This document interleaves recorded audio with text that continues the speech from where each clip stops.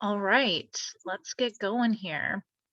Welcome to today's Creatio online user group. If you have been coming to our user groups over the years, you know that at one time we did talk about business rules in Creatio.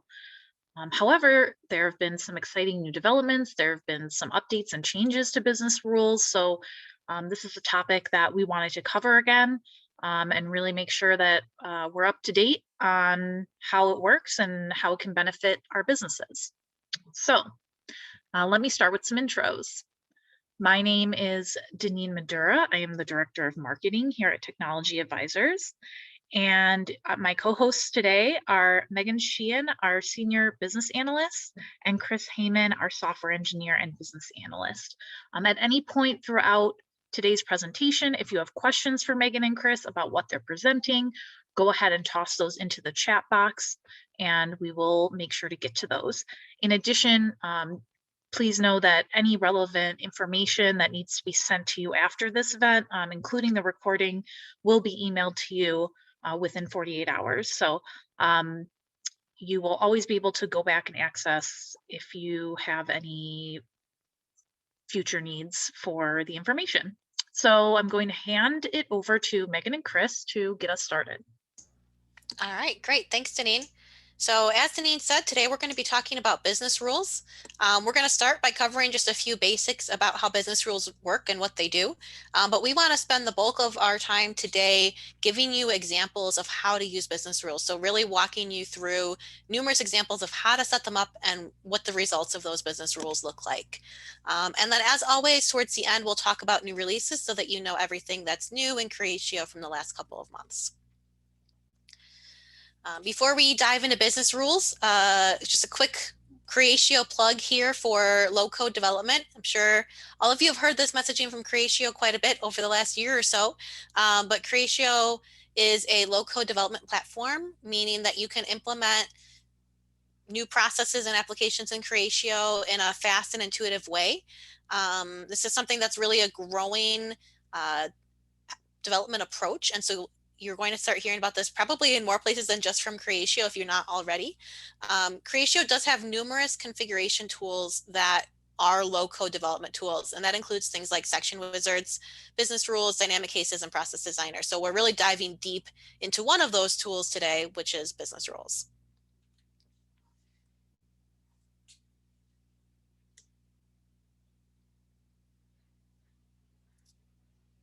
All right, Chris, are you walking through the basics of business rules? Chris, you're on mute. Sorry, yes, I'm here. So yeah, the basics of business rules. Business rules can be incredibly powerful for something that you can just implement on the user interface. So there are 5 main types of business rules: showing or hiding fields, details, tabs, or other page elements. Some of these features are some of the new features that were mentioned. Previously, you weren't able to hide some of these. So this has actually become a really powerful and easy to use tool. Locking or unlocking fields for editing. Again, very powerful tool here. Instead of preventing users from using fields at all based on roles or whatever, this can just lock based on a number of other settings. Making fields required or optional. Again, this is definitely very handy. If certain fields should be required based on something else, this is super helpful. Filtering lookup fields depending on the values in another field. This is also super helpful as well. This allows you to filter, such as a contact lookup to be based on something else, such as the type of the contact. And then we have basic calculations triggered by a change in another field. So this is a sort of new feature as well, where you're able to actually input or create values for fields based on something else, based on a change elsewhere in the layout. And of note, business rules are client-side logic only, and they do not apply when importing data or updating data via an API. So you're bringing data in any other way, these business rules will not be processed.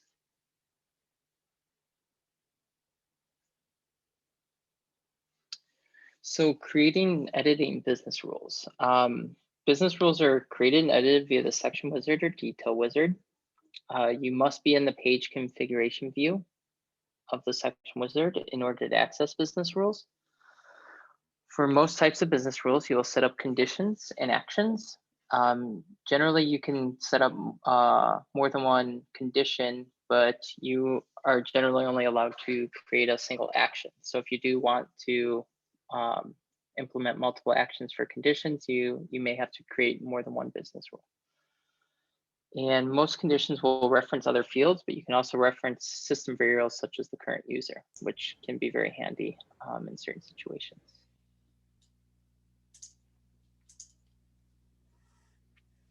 All right, so now that we've got some of those basics out of the way, we're going to walk through examples of each of those 5 types of business rules, starting with showing and hiding elements. So as Chris mentioned, this is a function that has existed for a while, but they recently extended it and made it much more powerful. So you have traditionally been able to hide or show fields using business rules, but this has been extended to basically any page element. So details, field groups, even tabs can be hidden now or shown now using the show hide business rule type. So we're going to walk through a couple of examples here. The first one is going to be showing a reason lost field when an opportunity changes to being closed lost. And the second example will be showing some additional elements on the page when the account type is customer. So I'm going to go ahead and pull up Creatio here. And we're going to start with that reason lost example. So as Chris mentioned, in order to do business rules, you're going to need to be in the page designer in Section Wizard. So let me go ahead and just open up this opportunity here and then access the Section Wizard, and that will take me right into the page designer. Once this loads here, you're going to see at the top of the screen, we've got a couple different areas we can go into. So it's going to default to the page view where we can add new fields and move things around on the page. But this is also where our business rules function is going to be located. So we'll go ahead and click into the business rules tab, I guess, there. This is going to load any existing business rules that are already in place and allow me to edit those or create additional business rules. So this first example, I sort of cheated a little bit. Creatio actually has a default business rule for that, but I just disabled that so I can create a new one and kind of show you how that works. So we're going to go ahead and add a new business rule. And you can see here on the page those 2 components that Chris mentioned. You've got your conditions, then you've got your action. So the conditions are when we want the action to happen. So let's actually start down here at the bottom with our action, which in this case is going to be showing an element on the page. You can see those 5 types that we talked about listed there. So this is going to give us the ability to choose what type of element we want to show on the page. In this case, it is a field, which is the default. And it will give us a list of all of our fields in this particular section, in this case, the opportunity section. This would include any of your custom fields. There's nothing special you have to do to get a field or other page element to show up in that list. So this is what we want to have happen. We want to show this particular field on the page when a certain condition is true. In this case, when the stage of the opportunity is closed lost. So that's going to be our condition. We will pick the field, or again, as Chris mentioned, there's other types of attributes you can use. We're going to use the field, and you can click your magnifying glass, or you can just start typing if you know what the field name is. And then set up the condition. In this case, we want to look for a particular value in that lookup. You can also compare it to another field or again to some other settings. Oops, I picked field though instead of lookup, which is what I meant, because I want to pick a specific value for this lookup, in this case, closed lost. And so if the stage equals closed lost, then we're going to show the element reason for closing field. Otherwise, this field's going to be hidden. So let's go ahead and save this. We're going to have to sit through a couple saves here today in order to see these rules working. But hopefully we won't have too much of a wait on some of these saves here. And once this saves, we'll refresh the page and we'll be able to see that rule in action.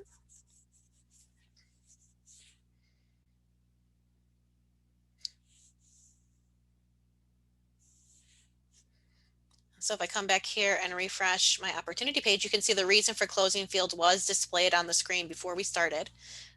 But at this point, it's going to have disappeared because this opportunity was not in the closed loss stage. And so I no longer see that reason for closing field listed here. If I were to go ahead and change this to the closed loss stage, that field would then display. Now the field currently is not required. Sorry, there was some default logic that kicked in there. The field is currently not required. That would be additional business rule, as Chris mentioned, which we will see a little bit later on in the presentation today. All right, so that was our first example of a show hide element rule. The second one we're going to do is showing some elements in the accounts page. So I've actually already just pre-opened this for us. Again, by going to an account record and then opening the section wizard to go into the business rules. If I was smart, I would have already clicked into the business rules tab, but I didn't quite think about that. So we're gonna have to wait for it to load for a moment here. And I'm going to create a couple of business rules because there are a couple of different things that I want to hide. So one of them, if I just click over here, is we're going to hide this customer number field that's over here in my profile section. That's going to work the same way as the one we just did. So we're going to set up our logic. Our type equals customer in this case is the logic that we're going to use. And then we're going to show the customer number field. So we can save that. Now, as Chris mentioned, sometimes you might have to have multiple business rules that have the same conditions. There's other things that I want to show on the page, but you can only have a single action per business rule. So even though I'm going to have the same conditions on this next one, which is that the type is customer, I'm going to have an additional business rule because there's something different that I want to show this time. And this time, what I'm going to show is this section of fields here called customer information. So instead of selecting a field, I'm going to select a field group, and then my customer information field group is going to show up. And similarly, if there was an entire tab that we wanted to show or hide, I'm just going to use the same logic again. And I'm going to hide or show this maintenance tab that's part of the service package with Creatio. So we're going to show or hide the tab this time. It's going to give us a list of all of our tabs so we can pick that maintenance tab. So all three of those business rules have the exact same condition. They're even all the same type of business rules showing elements, but they're showing or hiding different elements. So for each element, you're going to have a different business rule. That does mean, something to think about how you're organizing the page. If you have a whole bunch of things that are going to show or hide off the same condition, then it makes sense to group those together like I did in this customer information section here, or in a specific tab, as opposed to having them sort of scattered around the page and needing, a business rule per field. All right, so we'll go ahead and refresh the page. This one is a customer, I believe, so the fields are not going to immediately disappear like we saw with the opportunities section. They will all still be displayed because our condition is true. So we still see all of those things that we just added that logic to. But if we go ahead and change this to a different type of account, you can see the field group, and the tab all disappeared at that point.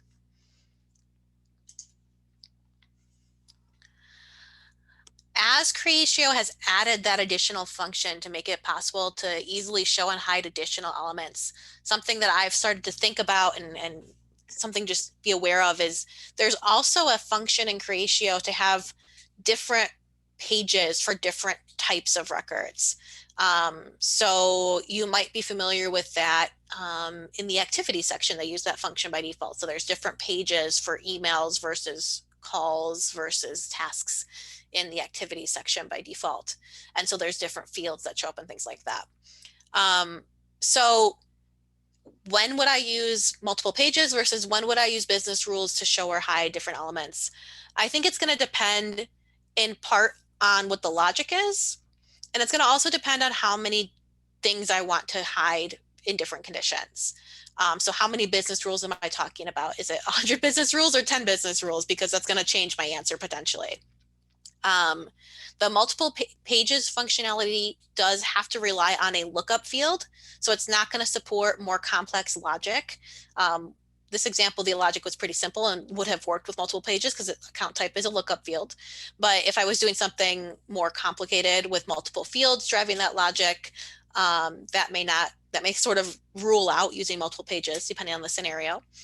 And multiple pages is also generally not a good fit for something dynamic like an opportunity stage, because the multiple pages don't refresh in real time if you change the value of that lookup field. Whereas we saw when I changed the stage or the type, the page immediately updated to show or hide those additional fields. Multiple pages doesn't work quite that dynamically. I would also be thinking about, like I said, how many different business rules you're maintaining. How, is it going to be more work to maintain and add all of those business rules, or is it going to be more work to maintain multiple pages? Just something to, again, factor into making that decision. All right, so we are going to move on to the next category of business rule, which is to do dependently required fields. So this is when you want to define some logic so that fields are required some of the time, but they're not required all of the time. If you want a field to be always required, you would define that in the field properties instead of using a business rule. So that's obviously simpler. It's just always required. And the always required logic is enforced through the API and through doing imports and things like that. Whereas again, as Chris mentioned, business rules are only applied when you're using the page in Creatio. So not if you're doing a data import or using the API to add that data. So that's one important difference between these two different ways of requiring fields, besides obviously the difference of always versus sometimes. All right, so we're going to do a couple of examples here. I'm actually going to do them in the opposite of the order I listed them here, but we're going to start with going back to that reason lost field. And in addition to showing it when the opportunity is lost, we're now going to make it required when the opportunity is lost. And then we're going to put some logic in on the context page to have some sort of complex requirements there. We either want the phone number or the email to be required. And in particular, we don't really care if it's the business phone or the mobile phone. So we want to make sure at least one of those three fields is filled in for every contact, but we don't really care which one it is. So if I jump back over to Creatio, we're going to go back into our opportunities section and go back into our page designer.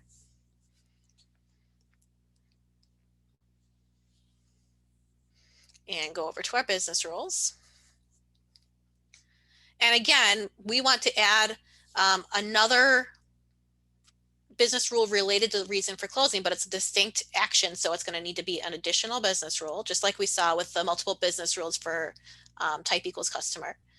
And so same idea, we're going to have our logic in here of stage equals close lost.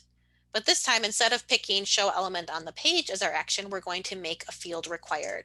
And it's going to ask us which field we want to make required.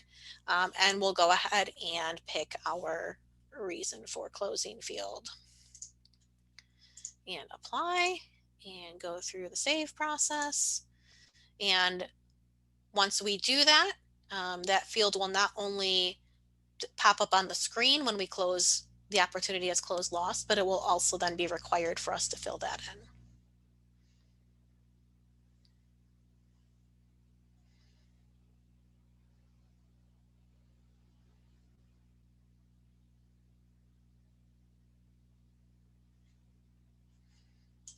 Okay, so again, pre-business rule, that field is not required, but post-business rule, it will be. And it is important to just to recognize that I could not use the always required field property in this scenario because I wouldn't want this field to be required at times when it's hidden, because it will try to force the user to fill that field in even though it's been hidden and not displayed on the screen.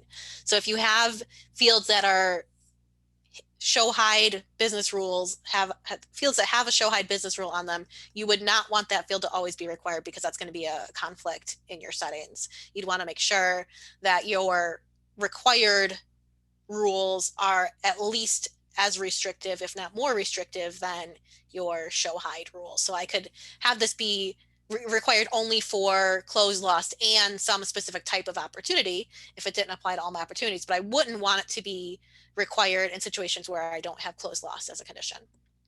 And you can see now that this field is required. It would make me fill that field in order to make any changes here.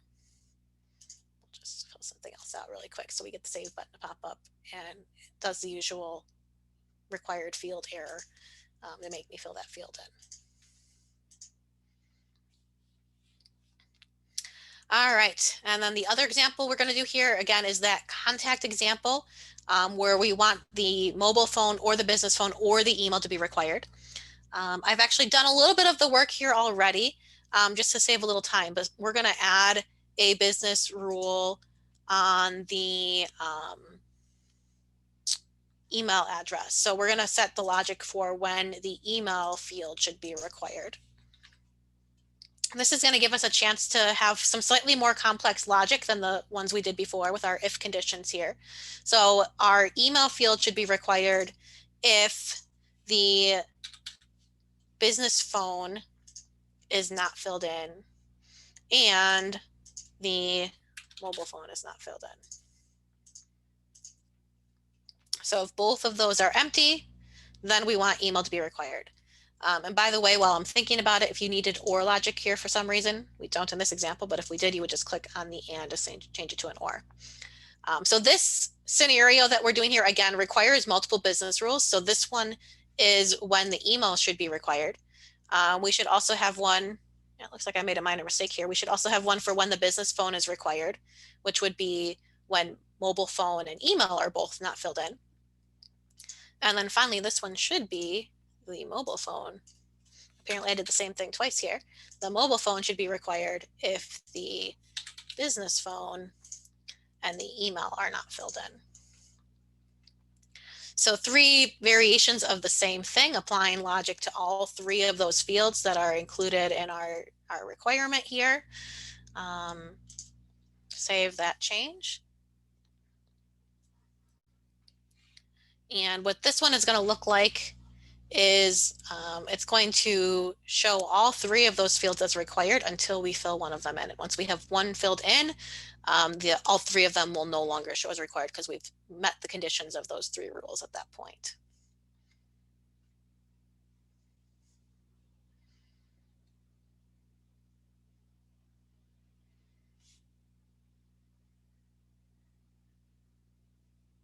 Okay. So refresh my page.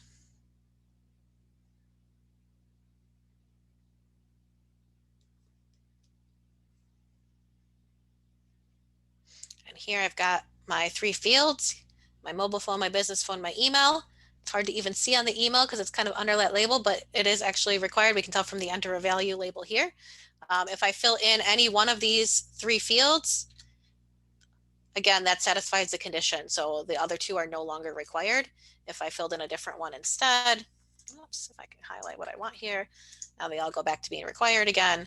Let's just put in an email address. Again, same thing happens. We've now met the condition of having at least one of those 3 filled in. So again, the requirement goes away from all 3 of them.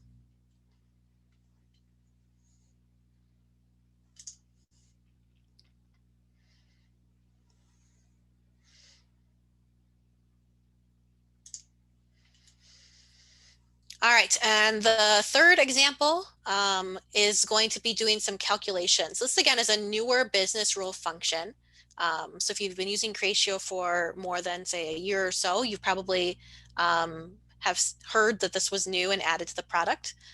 So this is the ability to do some basic calculations that update when your business rule logic is met. So in this case, our if conditions are going to tell Creatio when to recalculate the value of our calculated field. So the examples that I'm going to do here are some examples in the opportunity products or quoting functionality in Creatio. That functionality by default doesn't have any sort of discounting function. It's something that I had to build recently for one of our customers, and I thought it was a great example. So working in this products or opportunity products detail within the opportunity products, within the opportunity section. So we're going to go into our detail setup. to set up this business rule, or a series of business rules really. And again, I've done a little bit of pre-work here. I've already created some fields on the page that we're going to add these calculations to. So we'll take a quick look at the page here. These 3 fields over here on the right are custom fields that I've added. So we're going to allow the user to input a discount percentage, calculate how many dollars that discount translates to using the price and the discount percent, calculate an adjusted item price, the standard price minus the discount price. And then we're going to update how the amount is calculated. By default, it's price times quantity, but we want to do the adjusted price times the quantity. And you'll get to hear me say all that again as I build each rule. So if that was really fast, I'm sorry. So the first thing that we'll need to discount is, or calculate, is how many dollars our discount should be. So for these business rules, we're going to be using this last action type, setting a field value. It's going to ask us which field we want this calculation to go into, so our discount dollars, and then how to do this calculation. And it's got a nice little formula builder we can use for that. To calculate how many dollars our discount is, we're going to take our discount percentage, divide it by 100, turn it into a decimal, and then multiply that times our standard price. So that will tell us how many dollars our discount is. So if we had, say, a 5% discount, multiplying 0.05 times the price, we'll figure out what that discount amount is. You can see I'm using the parameter section here. This is going to have a list of all of my fields that are available. In this case, I'm doing some math here, so it's going to only give me certain types of fields. It's not necessarily giving me every field that's available. There are some functions that are built in here as well, specifically around working with dates. So if you have, if you need to do like the difference between a couple of dates, for example, or adding values to dates, they have functions built in for that.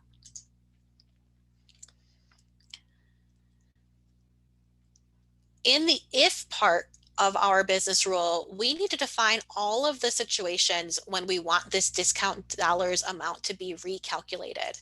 So we want this to calculate if, for example, a discount percentage is filled in or changed. And so we're going to say anytime that discount percentage is filled in, we want to recalculate the discount dollars. We're also going to want to do that if the price changes, or the price is driven off of a product field being selected. So if that product is changed, if I switch which product I'm including in the quote, we'll have to recalculate that discount as well. So here's a situation where I want to use that or logic. If any of these 3 fields gets filled in, we want to recalculate the discount dollars. It's always going to be important that at minimum, the fields that I'm using in my formula, if those change, we're going to want to recalculate. So moving on to our second function here that we want to calculate, that was our adjusted item price. So this time what we're going to do is take our starting price and subtract our discount dollars to calculate what the new price is going to be. One thing I figured out while I was building this for one of our customers is that these functions don't automatically cascade. So you have to make sure your conditions are inclusive of all of the situations that might cause us to change. So not only if the price changes or if the discount dollars change, but also if the things that might trigger the discount dollars to change, which was also the product or the discount amount, discount percentage. Essentially, it doesn't cascade because this is happening automatically. And again, business rules are client side. So if the discount percentage changes, this gets recalculated, but it doesn't automatically trigger the secondary calculation unless I also have the initial trigger defined in my conditions here. So it doesn't kind of cascade from one field to the next. And so in this scenario where I've got multiple calculations driven off of each other, it's really important that I'm kind of adding in all of those conditions over time to make sure that my calculations are updated when I want them to be. So I'm going to do one final calculation here, which is to figure out the overall price for this line on my quote. which means I need to multiply the quantity that are being ordered times that adjusted item price. And again, my conditions here are going to be additive. So I'm going to have a whole bunch of conditions like the product is filled in, or the discount percentage is filled in, or the quantity is filled in. And then depending on whether I'm letting users change things like the discount dollars directly, or if I'm only driving it off the discount percentage, I may not need to allow them to fill in things like the adjusted item price, the discount dollars. Those might be calculated only, in which case I wouldn't have to include them in my conditions there. If I did want them to be calculated only, I would do that by making those fields read only back in my page. So in my field configurations, I could set the field as read only, and that way the user can't directly edit those fields. All right, let's see if I remember to get everything right on those business rules. So if I come over here now to my, oh, let me refresh the page too. I forgot to do that. All right, I'm gonna cancel back out of here, refresh the page and try that again.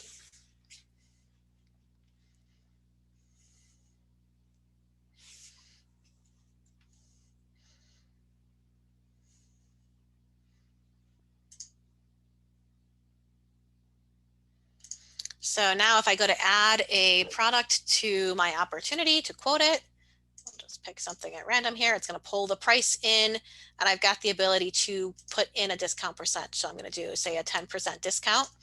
It's going to calculate, there we go, what that means in terms of my per item discount, what that means as my actual per item price then. And then right now I only have one in here, so my price matches. But if I were to give myself 10 of these in my quote, it would then multiply that quantity times that adjusted price to get my amount. And then, like I said, depending on whether or not you wanted to allow users to override, these particular fields, I did not put logic in, I don't think, to make them read only, but in real world, I probably would have at least this one, if not also this one.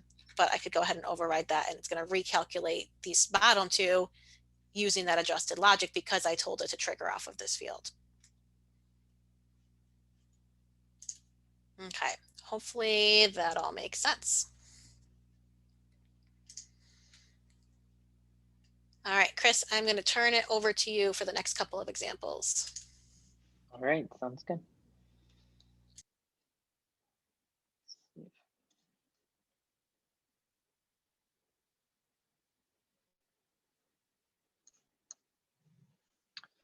All right, so dependently read-only fields.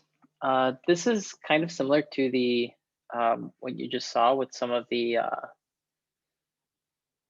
dependently required fields, but this is just preventing users from actually altering fields based on some condition. So this, as it says, note, if you want fields to always be read-only, you can define that in other ways, including through permissions and whatnot, especially if there's a lot of fields that you don't want access to, it might be easier to just do that through permissions. If you do want them to be dependently required or dependently read-only, then business rules make sense. There's a lot of places where it makes sense to use dependently read-only fields.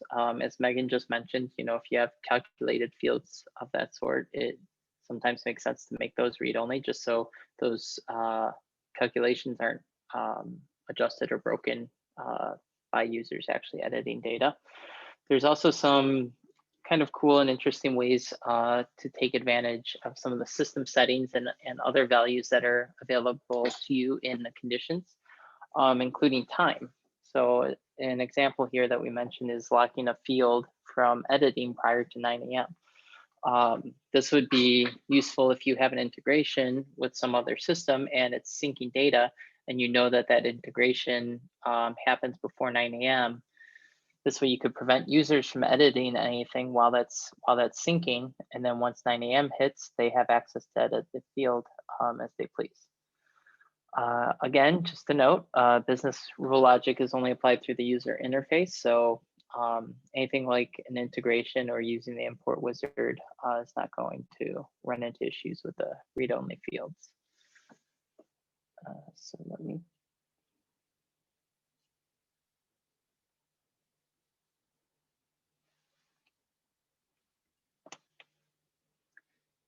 let me show you some examples here.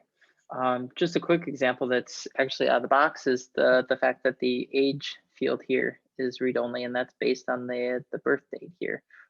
So if you edited this, it adjusts the age, but you can't actually edit this yourself.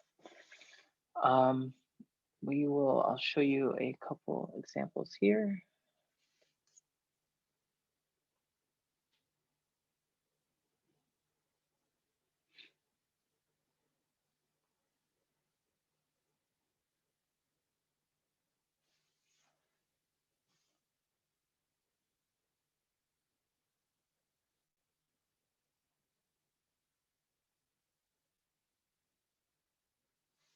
Bear with me, I did have this tab open and I think I just closed it a second ago.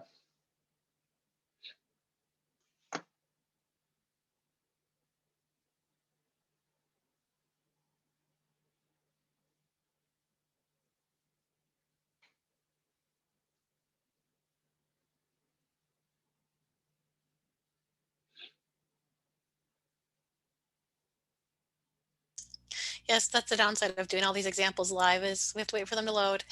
Yeah. Okay, so there's actually an example I already threw in here, but we'll actually end up editing this one as well. But so this is the example I talked about was you can actually use a system variable here and use current time, and you can set set specific times and that kind of thing. But with time, it makes sense to use the greater than, and you can select time here and 9 a.m. And then what this will do is actually prevent you from editing the mobile phone number before 9 a.m. So I could set it for right now and we could wait for that, but I'm sure we don't want to sit around for minutes just waiting for something to tick along. So we'll move on. So in this example, we're going to set the mobile phone, business phone, and email address as read-only when the type of customer is contact person. The idea here is if this is the person that we need to get in contact with for an account, then we definitely don't want to alter any of this data. Again, this is something that could be done through permissions if need be, but in this case, we'll do it through business rules.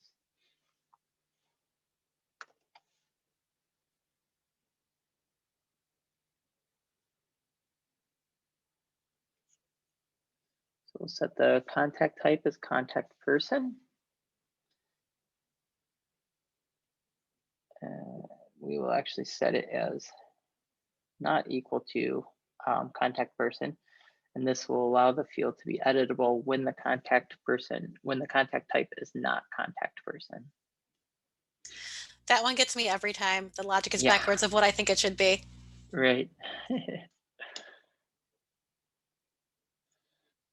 And we'll just go ahead and do the same.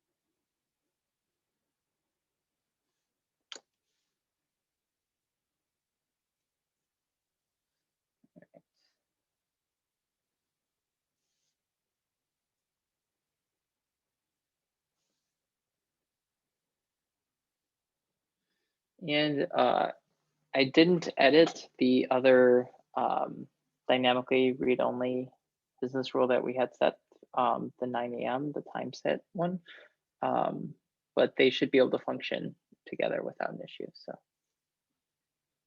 these will override that setting though. So if we do want to use that, we would need to alter these. So I'll go ahead and refresh here.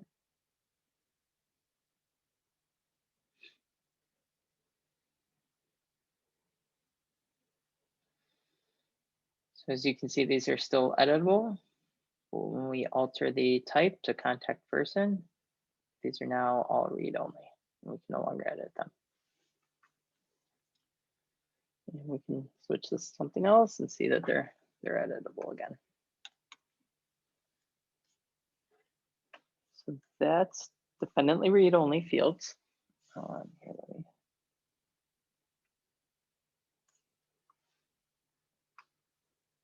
So we'll move on to filtered lookups. This can be a very powerful tool. It allows you to cascade lookup values and set specific lookup values based on another lookup, which can be very handy. As you can see, we have an example here. We mentioned only including contacts where the type equals employee. So if you have a contact lookup and you only want to display employee contacts based on a field set on the contact, you can do that here.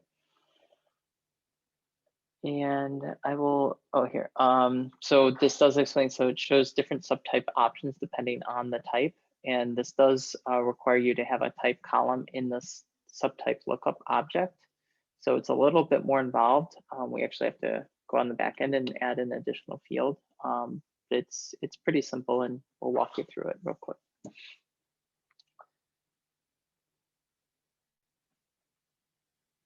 So I've actually already created one example here, and I'll just quickly show you. So we have this industry field. The industry field is an out-of-box field. And these Hey, are Chris. some of the, yes? Sorry, I don't know if it's just me, but it didn't switch. I see the number 2, like you switched back to your screen, but I don't see it. Oh, there you go. Is that better? Yes. Okay, sorry about that. All right, so this is the accounts section, and here's the industry field, which is an out-of-box field. And there's a number of different options in here for industries for the account. What I added was the sub-industry field here. And so you'll see when I click it, there's no values because it's actually driven based on the values in this field. So you'll see once I actually select an industry here, now I have sub-industries populate. And this is what a filtered lookup is, or at least one of the uses of them. And as I mentioned, they can be pretty powerful. So I did open the section wizard here for the account page, and we'll go to the business rules section. I'm also going to show you, so as I mentioned, to set this up, we're going to have to do some additional functionality, and that's what we have here. You'll actually go to the little gear icon to take you to the system designer, and then you'll go to advanced settings, and that will open this page. We'll take a look at the business rules first. So here's that sub-industry I mentioned, but we're going to go ahead and create a new one. And what we're going to do is, based on the sub-industry, if it is software related sub-industry, we're going to give you a couple options for different types of software that you might use in the industry. For whatever reason, you might want to keep track of that for this account. So we'll go ahead and create this new field first.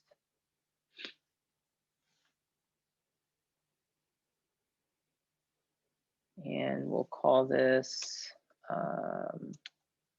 software type.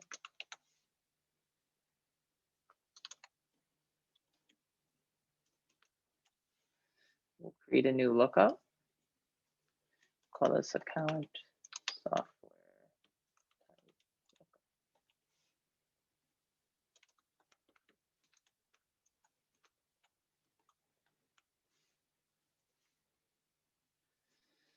We'll make this a list.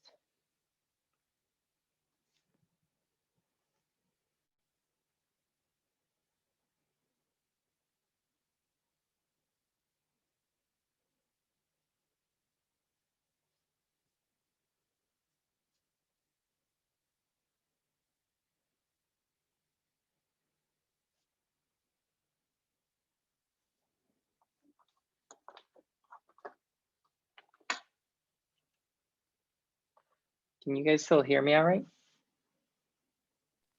Yeah, Yeah. we can still hear you. Okay, just want to make sure. Looks like we had a little hiccup here.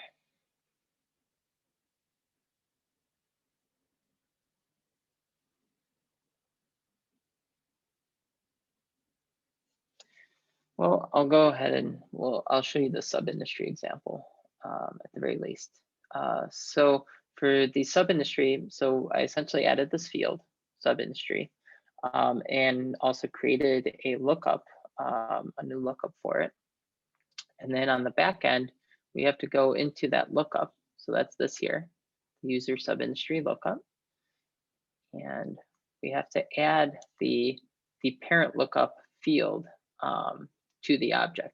So this, because the sub-industry is based on the industry field, we're going to need to add that industry field to the object, which is what I did here. And you'll see you select the lookup here. So it's just like if you've ever added fields on the back end here, it's the same thing. You just have to make sure you add that parent lookup field. So once that's saved and published, then you can go back to, looks like we're, okay, there we go. So once that's saved and published, then you can come back here and go to business rules.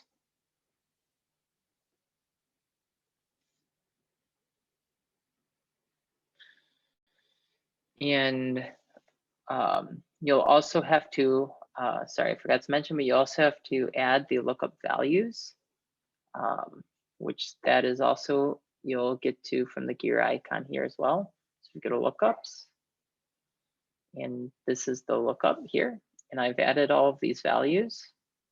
And then this is the industry. You'll see here, I'll create another one. So let's go off of the IT companies.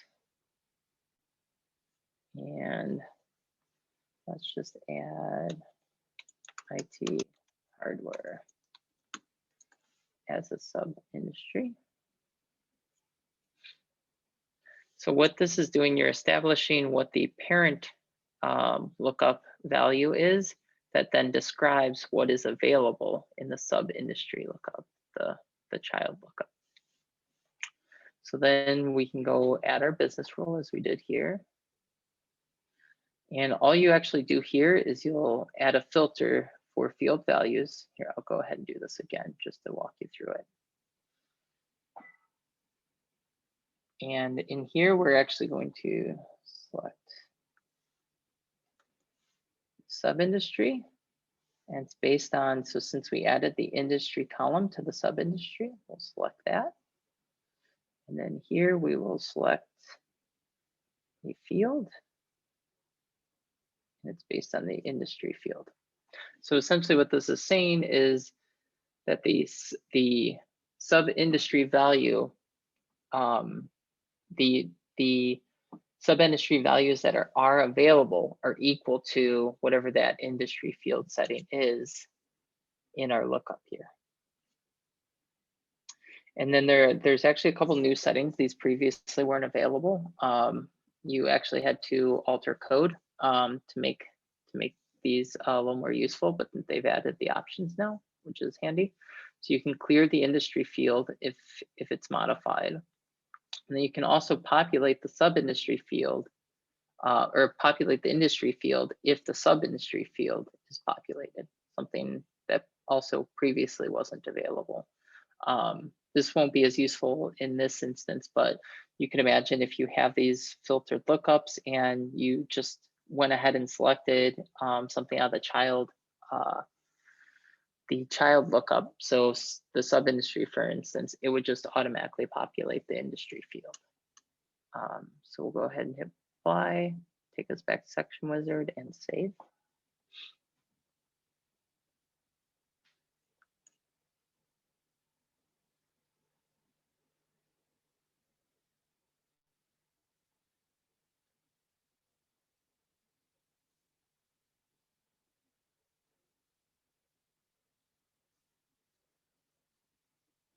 All right.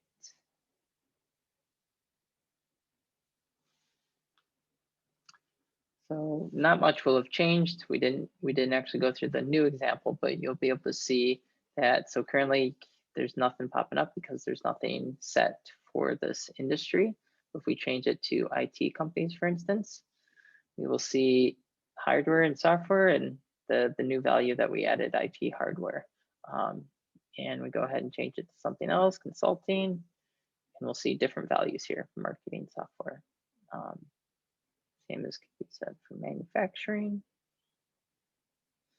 So this just allows you to dynamically filter the values that are in a child lookup based on the parent lookup, which definitely comes in handy in many places. So we will go back to the PowerPoint here, and we'll talk about some of the new features that have popped up in some of the recent releases. Okay, so we've got a couple of releases we're going to walk through today. The first one came out probably a month and a half ago, 2 months ago, which was a 7.17.3 release. So this release had a number of improvements, of which here are some of the highlights. The ability to set permissions per process for when you have processes that you're running manually.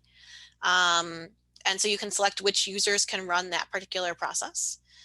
They had improvements to some enhancements that had come in some of the previous releases for being able to generate printable files through processes, so making that a little bit more seamless. There's a function where users can be locked out after putting the wrong password in too many times, and they've added a function so that you can then unblock those users if they contact the system administrator to get access restored. Improvements to the performance and communication panel if you have a whole bunch of communication panel alerts triggered at the same time.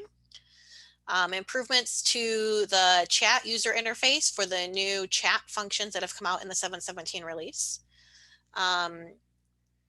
The ability to save import templates in the import wizard. This one's really handy. I've used this one a couple times already. If you've got a file that you're going to import repeatedly, maybe, you know, a monthly report or something like that you're importing, you can save that import template so that the next time you go to import that same file, you just say, I'm going to use my template, and it's got all the settings saved. And then finally, some updates to the campaign designer. So just some updates to some of the visual elements, making them look a little bit different, but also adding some new functions for removing duplicates and doing a random split so you can do split testing through campaigns.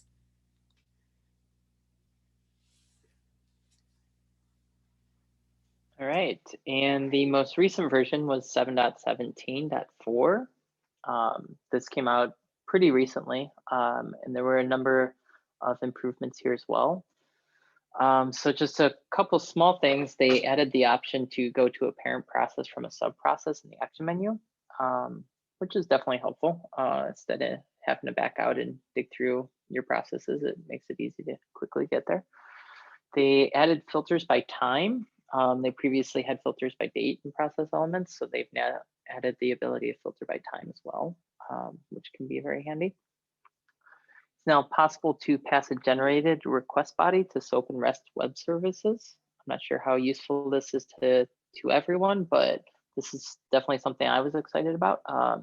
The ability to actually dynamically generate these request bodies instead of actually have to pull values and send them can be very helpful. Creatio now automatically saves drafts to chat messages. This obviously can help out a lot as well if, you know, somebody's in the middle of something, or you want to think about what you want to say a little bit more. You know, this allows you to kind of type what you want and then just let it be and walk away or whatever, and it'll save those drafts for you. Additional improvements to the chat UI, including unread indicators and grouping new chats. So the unread indicators is definitely super helpful. Gives you an idea of anything you haven't taken a look at yet. And they've also, there's been a number of improvements to the UI recently, but they've added the grouping of new chats at the bottom of the window, just so you can at a quick glance see what's new. Adding a new closing date quick filter to the opportunity section. That'll obviously be helpful too if you're using the opportunity section a lot. And They also added background synchronization mechanism to iOS devices. This will help improve the performance of the app greatly. So that's definitely a handy one there as well.